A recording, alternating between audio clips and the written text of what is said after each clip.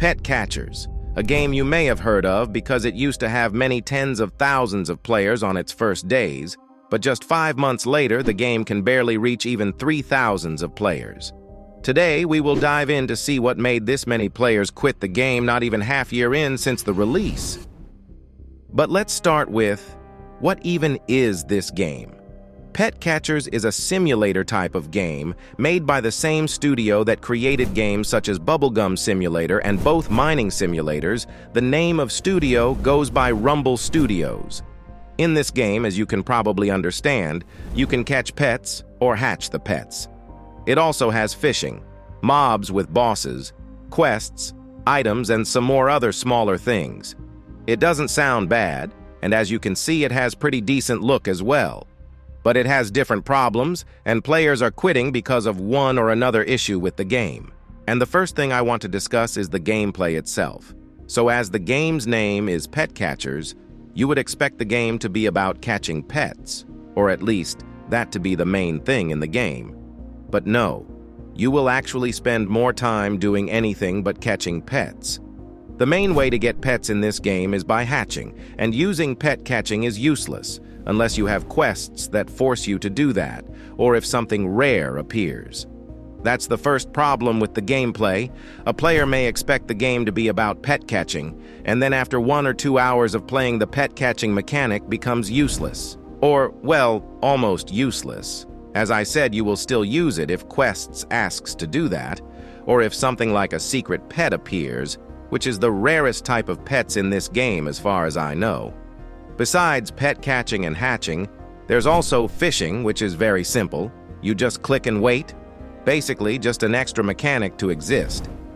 The most fun gameplay overall is pretty much in the first 1 to 3 hours, and later it just goes repetitive pretty much. You basically do same stuff all the time. The repetitiveness of the game can definitely make people quit it. So I mentioned quests a few times already, and now it's time to talk about them because there's a problem with quests too. The first quests you will see will be pretty much fine. They won't really be boring and will teach you the game and stuff, which is pretty nice. But later, these kind of quests just kinda disappear, and that's one of the problems, as they just become repetitive, like for example the bruh quests. I will say this from personal experience. In my opinion, the game gets more boring when the fun little quests disappear and you just have to start doing the same stuff over and over again to reach new areas. And remember how I mentioned the fact that quests can force you to catch pets? This is the first quest from Summer Event World, and it asks you to catch 100 pets. 70 has to be common, 20 rare, and 10 epic. Doing this is pretty useless, as you can just hatch the pets. So catching pets for this quest is only a thing you will do to complete the quest. The pet catching itself is pretty boring, as you just have to go around, click on pets, click on a button, wait a bit, and repeat. But I'll talk about what could make the pet catching mechanic more fun later in the video. You could AFK catch pets with an upgrade or Super AFK Game Pass, but even if you do that, there's really no fun in that. The quests were meant to be changed and made more fun. Here's the lead developer sending a message about wanting to improve quests in the future and make them more fun. The plan was to make quests actually fun and not just boring, such as catching 1,000 pets or selling 3,000 of fish and stuff. Since then, it has been like 4.5 months at the moment, and well, the quest I'm about to show is crazy. This is the quest. Now, my biggest concerns about the quest might be the legendary fish, and the fact that you have to catch 20,000 of pets, while 250 of them have to be legendary. This quest is the thing that should represent repetitiveness, because when I first time accidentally saw it, I actually lost my words for a moment.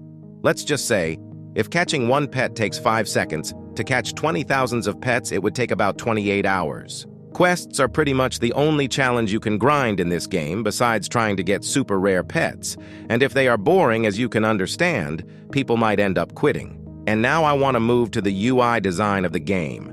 The UI itself looks pretty decent, I would say. Like for example, if I open inventory and go to items, it will look decent enough. Might feel a little outdated compared to Pet Simulator 99 UI though. I will say adding black outline around items could make it look nicer and blend in less with the background. The Robux Shop UI also looks decent, and it also has a few flaws in my opinion. Like for example, the Radiance bundle is being cut off is kinda cringy. I feel like you could make it smaller and make it so that it doesn't cut off right before the border, but otherwise don't think I would have much to add. Why do I even discuss UI? If a game has bad design, like for example UI, people might not play it as much. It could be one of the reasons someone would quit. If someone dislikes multiple things, one of them could be the UI design. And besides, UI is something you will always see while playing the game, so making sure it looks good is pretty important. And now the bad part of the UI, this is how it looks like to own many secret pets. You can probably tell the problems with this. Everything just blends in each other and looks like a complete mess. The numbers on top of pets which blend in with the UI itself, you can tell why it's a mess. Now, I think it's fair to say huge pets in Pet Simulator are just like secret pets in Pet Catchers, and here's how full inventory of huge pets looks like. Compared to Pet Catchers, this is a lot cleaner. Basically, if design isn't good, then the players would have a bit more motivation to leave the game. And talking about design, I will mention the pet designs.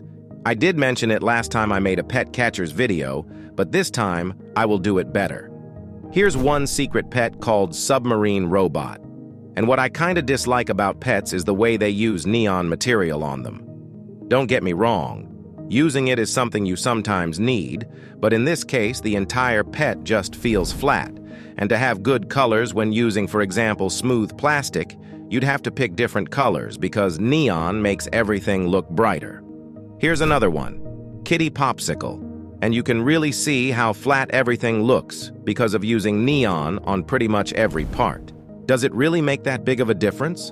I decided to test that with my own model because I had that same question. Here's normal version of my model. You can see different shadows, reflections, and all of that, which makes it look nicer. And now here's the version where I made every part into neon. I only forgot to do that to the part below, but I doubt it matters. You can see how big of a difference it makes. And all I did was making entire hammer made of neon instead of just a few parts. This little experiment shows how big of a difference it can make. Developers actually saw my last video and tried to use smooth plastic instead of neon on some pets. This is the first example, and honestly it looks pretty good. You could make the eyes and water drop neon, and that could make the pet look better. Here's also the robots without any neon material, and I don't see any problem with them. I feel like it only makes them look better. You just need to use the right amount of neon, pretty much. I did also hear multiple times that the pets look worse than the art.